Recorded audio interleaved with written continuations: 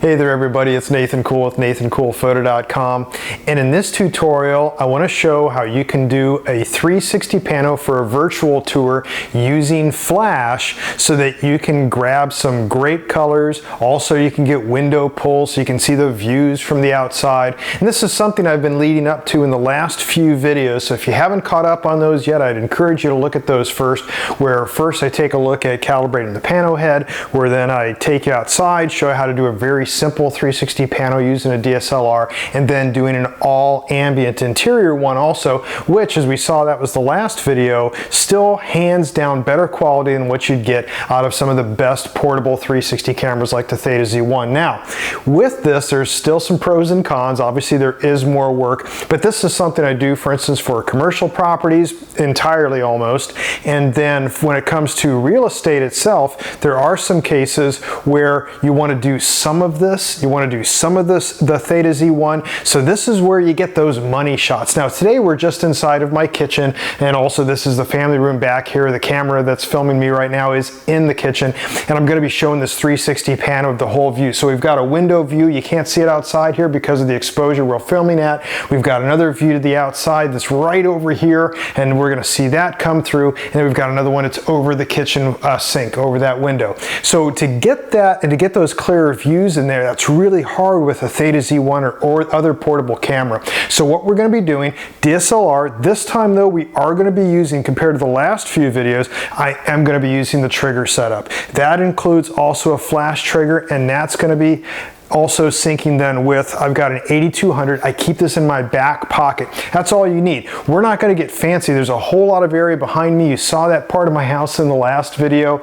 But the most important thing that we're trying to do is we have to look at the principle of why we're using flash. One, ambient is still going to be way higher quality than what we'd get out of a portable 360 camera by doing the DSLR. You can still fiddle with what you need to on a DSLR and still get way better quality than what you'd get out of a portable camera, no matter what you use, including some of these plugins that are coming forward like the Ricoh Theta Z1. And the other thing that we're trying to do is by using flash, just like I talked about in my interiors book and whatnot, and also, by the way, in the new book on virtual tour photography, is that we want to be getting correct colors. So by using flash and auto white balance, we're going to get a frame that will give us then the basis for our colors. We're going to get more accurate colors doing that method.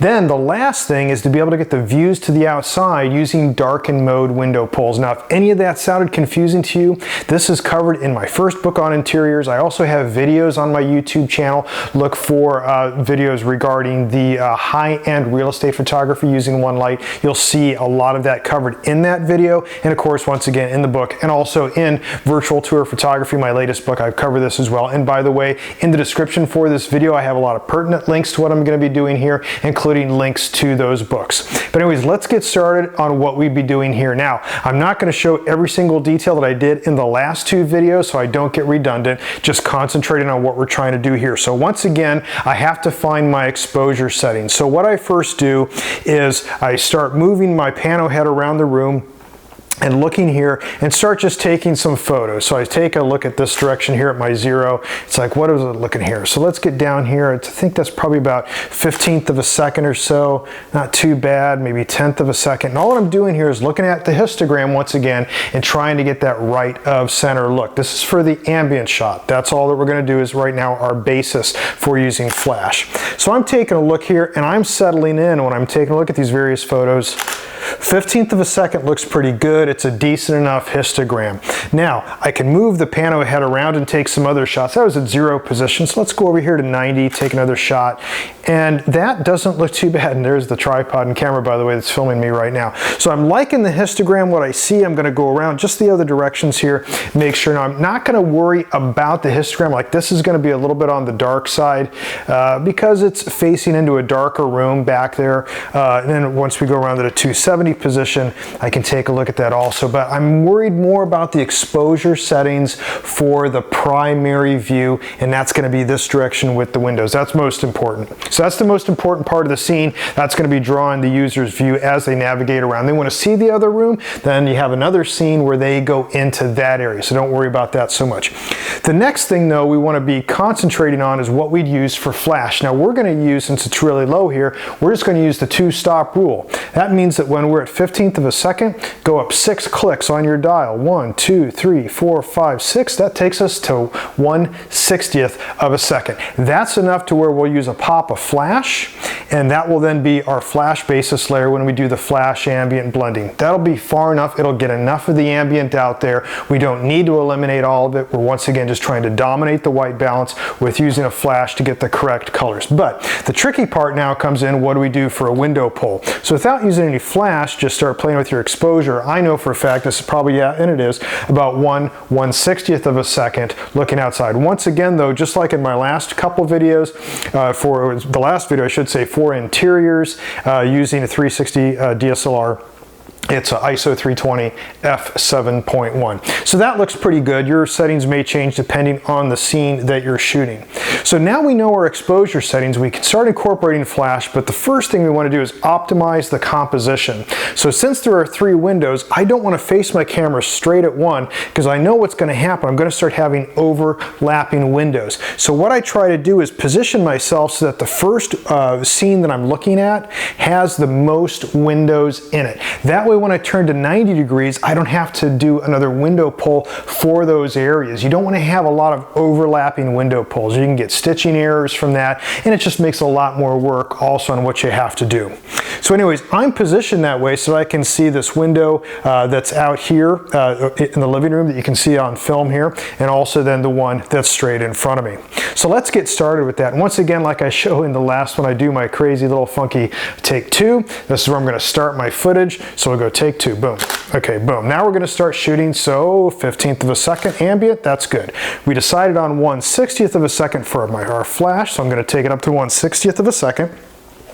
The trigger in the hot shoe stays on the whole time. Don't worry about the power there. Everything's just by this guy. Turn the flash on because you have it off when you don't need to use it. That's just the difference here when you compare to using other interior photography. So I'm going to take this 8200 up to about half. Now what you do to flash in here, just aim it back a little bit, because all that you want don't want to get a lot in the rim of the fisheye lens. You want just enough so you start getting color. Don't worry if it's a little overexposed, a little under, you're after color. That's the main thing. You'll see why when we get to post-processing. Now for the window pull. We go up then to what we decided on, which was 1/160th of a second. And I know I'll probably have to dial that down a lot. I'm going to try to get both of them at one time. And if not, then I'll just grab a couple more and I just flash some of these off. Sometimes I flash the power and then I turn the flash off. And then I take my repair shot. Okay, good, we're done. Now we move on to the next scene. So let's do this again. I'm gonna go ahead and move over here to 90 degrees. I'm gonna set myself down to our ambient shot, 1/15th of a second. That looks good. Now we're gonna go ahead and incorporate our flash. That's once again 1/60th of a second using that 2-stop rule. Turn on the flash, turn it up a little bit compared to the window pull, aim it behind my head, and boom. So that should add enough color, and it does. Now let's go to the window pull setting we decided on, which was 1/160th of a second, and hit our window pull. That looks good, a little bit hot on that window. We'll do it again, and not a problem. You can do a bunch of these, fire off, you're not gonna run out of film or anything. Okay, and then of course my repair shot. Okay, let's move on to the next one. That was 90 degrees. We now move to our 180 position. This is easy because I don't have any windows I have to worry about, so we're just gonna take our ambient. And then we're going to go ahead and shoot our flash shot at 1/60th of a second. Turn the flash on, make sure the flash powers up a little bit, aim it behind me somewhere, and good. I've got some color going in there, that's good. Shut the flash off. Let's go to the 270 position. And now that we're at 270, we're going to do the same thing. I'm going to set this to 15th of a second, take the ambient shot. Let me step away from that guy and still be in camera here. And then we'll go to 60th of a second, which is then our flash exposure. And turn the flash on, aim it behind me someplace, and good. Now we've got some color. Maybe even turn that up just a little bit. Good. Okay, that looks good. Now these aren't the best looking flash shots, but you don't have to worry about it. You'll see why in post-processing. This is just to get our color. Okay, now I'm gonna move myself back to 0 position and shoot the Zenith. So take this guy, point him straight up, just like I've shown in the other videos, and then we take ourselves down to our 15th of a second, duck out of the way because everything shows up in the fisheye, boom, and then we go up to our flash exposure. Now, here's the tricky part. What do you do to get the flash up to the ceiling? Don't worry about it much. The Zenith, nobody really looks at it much anyways, but what I do is you can just flash around on the floor. So I'll just take this flash power down a little bit and I'll start flashing on the walls, floors, different things. I just kind of do that and I get a few of them and make sure that something looks halfway is decent. Now, there's going to be little rims of the windows in here. There's not much in this case, but just to be on the safe side, this is what I do. I set our flash exposure, the exposure for the flash shot for the window pull, I should say, at 1/160th of a second, and then I just go to the windows in question, get myself out of the way and go boom, boom, boom, take a repair shot, and we're done. And that's it. Now, that's a lot of footage to work with for a 360 pano, but the results are something that's going to be a lot different than what you'd have if you just had used, for instance, Insta360 1X, which definitely is on the poor side for quality, a Ricoh Theta Z1, which can be fairly good quality, but to get views, you just can't get it. Now, for this type of a house, I would still probably want to get a view. I'm not on the water or anything. It's not $1 million house, but I would still like to get those views. Now it's up to the client if they want to do it and pay for the extra work. Now comes in the easier part though. I'm going to show how we put this together in post-processing, and you may find that this is faster than trying to get the same type of results with footage that you would get from the Ricoh Theta Z1, which by the way you could do some with luminosity masking. That's a few videos ago, but right now let's take this footage, go upstairs, do the post-processing so that we get one full 360 pano virtual tour with flash and the whole shebang with the window pulls. Ready to see how this is done? Let's head upstairs and start post-processing. All right, so we've got our footage here, and by the way, once we're done post-processing this, I'll recap on a few important things to remember when doing some of these 360s with the DSLR, so stay tuned for that near the end of the video. Anyways, we can see this is where I finally did our, hey, there's our take 2 and all this test footage before it. Anyways, I've imported these all into Lightroom. This would be our first photo that we're going to work with. Now for all of these, I applied that 360 import preset that I show in the book, and basically that's just taking the sharpening out. So what we want to do now is we have this one, we like that. We take a look at the flash shot. That's this guy here. Not too bad. Okay, it's I don't really care so much about the exposure, even though that does look fairly well up on the histogram. But what I'm after now is just did I get the right colors? And obviously we've got way better colors than what we had off of our ambient only shot. Once again, this was just using auto white balance, typical for any other interior or real estate photography. Now we want our window pulls. So you know I shot a bunch of them, and we can take a look here. Yeah, there's that one. It might be a little bit blown out over here when we go to post-process it. So near the end, I got some that were probably a little bit better, but what we'll do for this example, let's just go ahead and use this one. It kind of covers a lot. Maybe this one here would be best, but we'll use this one, and let's say maybe this one here does fairly well on that window. That pretty much covers it all. So you know what, let's just use these, and then I can also bring in the repair layer if I need to get a better fix on it. So let's go ahead and use this particular one. It was the first one I shot, and once again, like on any other window pulls for repair layer, look at the white balance, make it the same. This is 4954 over here, so we're going to do the same thing, and we're going to go 4954. So now we've got a repair layer that matches our darken mode window pull, which is there. So we grab all 4 of these. It's just like doing anything else in the interior real estate photography. We're going to open these as layers in Photoshop. So that'll load up. Now this is where the processing varies a little bit compared to using the standard flash ambient blend that you might be used to using for interior photography, like I talk about in the interiors book and other videos throughout my channel. So what we're going to do is, I have an action that does this. It makes it a lot quicker, but to go through the steps that make up the action, what I'm going to do is turn this into luminosity mode. Okay, that's great. Now I've got the correct colors, but it's way too much luminosity, so I'm just going to change the opacity. In this case, I'm going to change the opacity down to 70%. You can see it here. I did it with just keystrokes. I can finally get something that looks good, like let's say 60%. That's pretty even mix. And what you can do too is just by, if you go escape V and then start hitting one of the numbers, escape gets you out of the layers, make sure you're hitting V, hits the move tool, so you're not using a brush. Then when you hit a number, you're just changing, you can see it changing over there on the opacity. I'm just changing the level of opacity. So you can go, it's like, okay, it's 100% opacity, that's 60, that's not enough, there's 70, whatever. Finally, okay, 60%, that's where I like it. Now the darken mode window pull. So we take our, like anything else, take our window pull up to the top, turn it into darken mode. Went way down too far. Darken mode.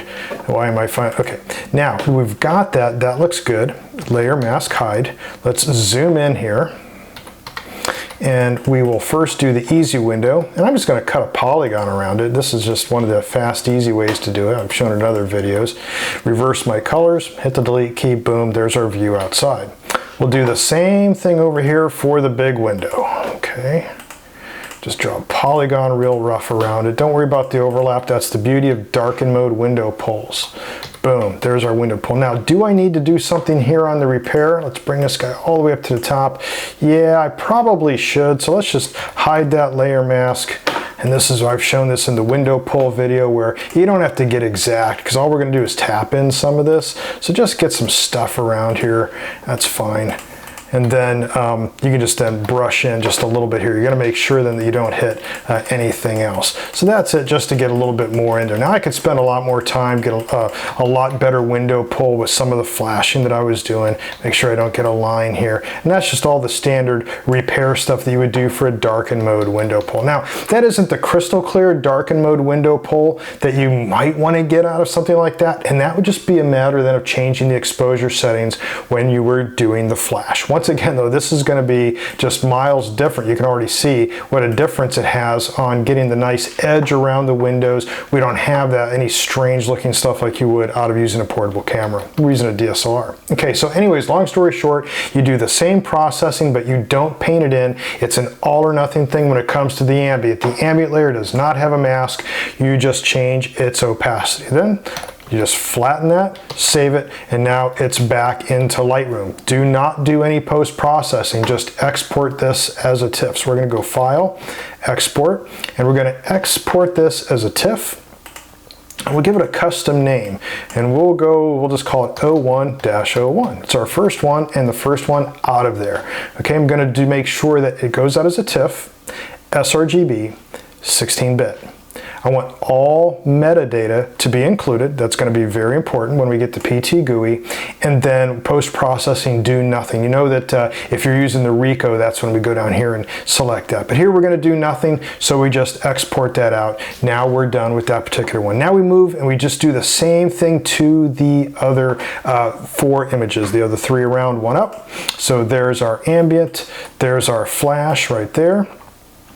And then we've got a window pull that looked pretty good here. So we do the same thing. Alt-P-E-O-O, by the way, on Windows. We'll open those as layers in Photoshop. Makes this a pretty quick work of it. And I'm going to go ahead and use my action, which does the exact same thing, which will change then this ambient layer into luminosity mode. It'll start it at a 50% opacity, but we decided on the other one that we were at 60.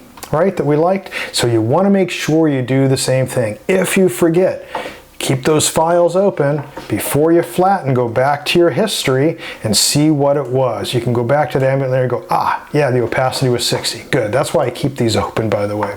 Okay, so that looks good. We're going to take our darken mode window pull up to the top, change its mode to darken. Go in here real quick, zoom in, and then layer mask hide. We can brush it in, use a polygon, whatever we want to do. We'll just use a polygon real quick. That'll probably work just fine. Reverse our colors, hit delete, reverse them back. Boom, there's our darken mode window pull. Bueno. All right, layer, flatten, save it, goes back over to Lightroom. And once again, file, export, and this will be 01-2. It's our second one in the rotation. That's good. Now we move on to number 3, which is easier, as you recall, because this one didn't have any need for the window pull. There were no windows. So all we have is just the ambient and a flash, all PEOO. Open those as layers in Photoshop. We do our quick flash ambient blending. Once again, all global. It's going to be 60% opacity. So we'll just do that with my action, which once again, luminosity mode starts at 50%. We'll change that to 60% opacity. Layer flatten, save it. Now we go back over to Lightroom, and now we export that out. File, export. Okay, and we'll call this one 01-3. Now once again, like I said, it is dark in this other section of the room, and to me that doesn't bother me so much for this type of pano, because if you really wanted to light up that whole area, yeah, you might have used more ambient, yeah, you might have used more flash, but you're really going to have, when this goes into a virtual tour, an arrow that takes somebody in there, and if they want to see it, let them see it. We're going to be concentrating on the room for this scene that we're in. That's the one that we're concentrating on, the lighting. Anyways, moving on then, this was our 270 position. By the way, did we export that out there? Just to make sure here, I will take a look at what I exported, and we did 1, 2, and 3. Okay, sorry about that, folks. I was just losing my spot there for a second as I was rambling on too much. There's our ambient shot. Here was a flash shot that turned out very well. And of course, though, I've got my hand sticking over here. I'd repair that if I wanted to later in post. I'm not worried about it for the example. Take these both as layers in Photoshop. Alt PEOO once again comes up in Photoshop. And it's, once again, if you have actions that do this, it makes it so much quicker. Like for instance, all I'd be doing here is this. Boom, that guy's done. And that had that ambient and luminosity mode and changed the opacity to 60%. It's just an action. You make your Photoshop actions do this, very simple. By the way, search for 50/50 flash-ambient on my YouTube channel. You'll find videos related to that.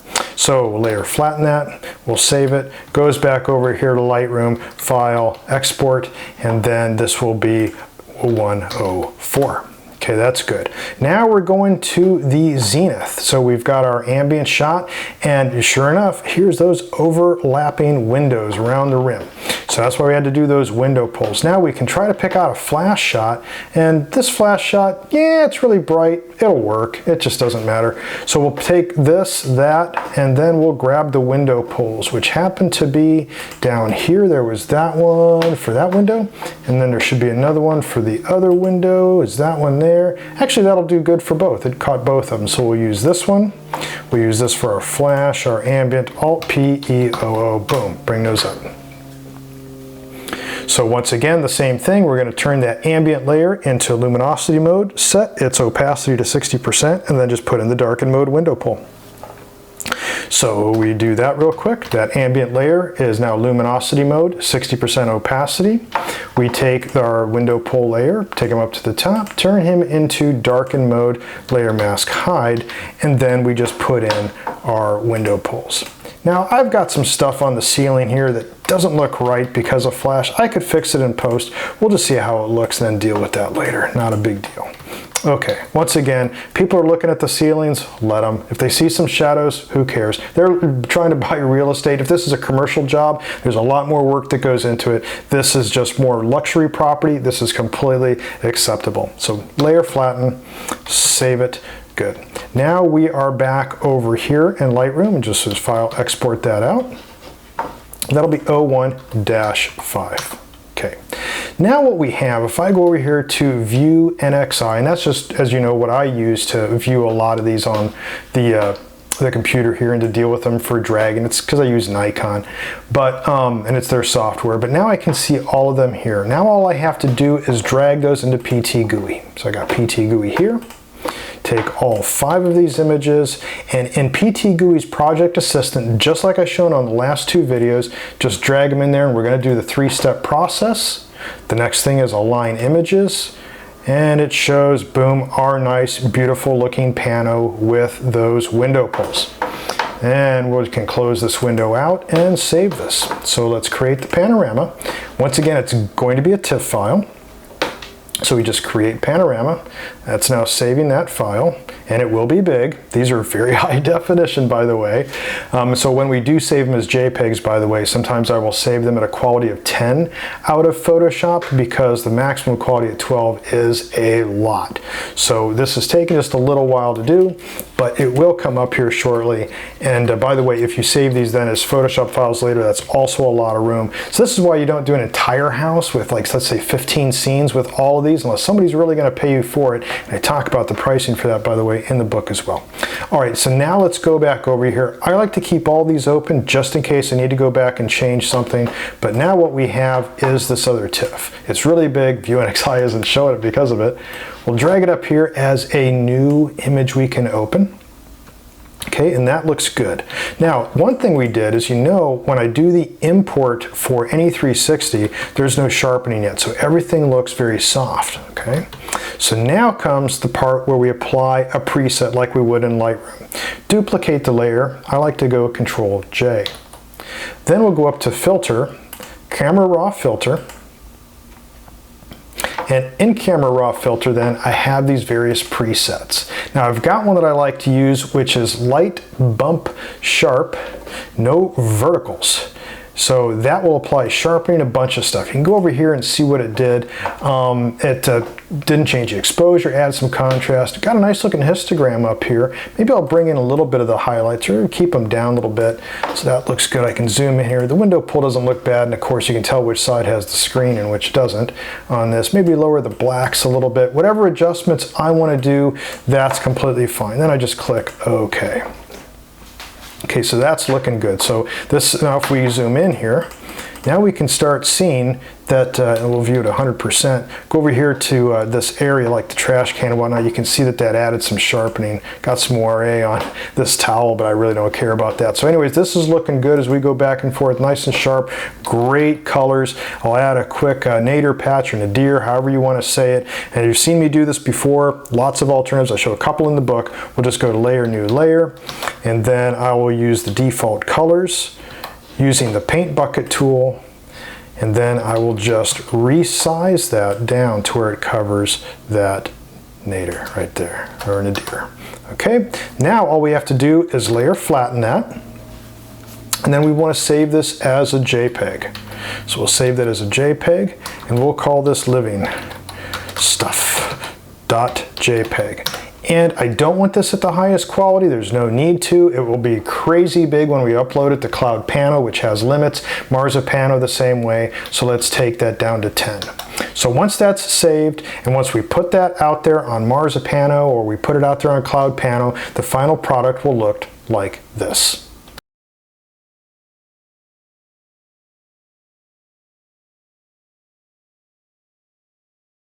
Now, an important step you can't forget on doing these 360 panos with the DSLR is that you want to be able to save your history on what you're doing. By adding contrast and sharpening and things like that, when that pano wraps around, you might get a stitching error. So it's good to save that. If you do get a stitching error on that layer that we then post-process, remember we duplicated that layer, put a mask on it, just erase it off the edges. I'll show another video on that coming up perhaps at another time. The other thing too to remember is that, yeah, these are large TIFF files, and yeah, there is a lot of work that goes into it, so you have to price yourself accordingly. This isn't going to be for every single job, but when you have some of these that you can show a client, you can give them options. For instance, one of the things that I offer is you want just a basic, simple 360 Ricoh Theta Z1. That's simple. That's fine. I'm in and out, and the post-processing just kind of is what it is with some luminosity masking.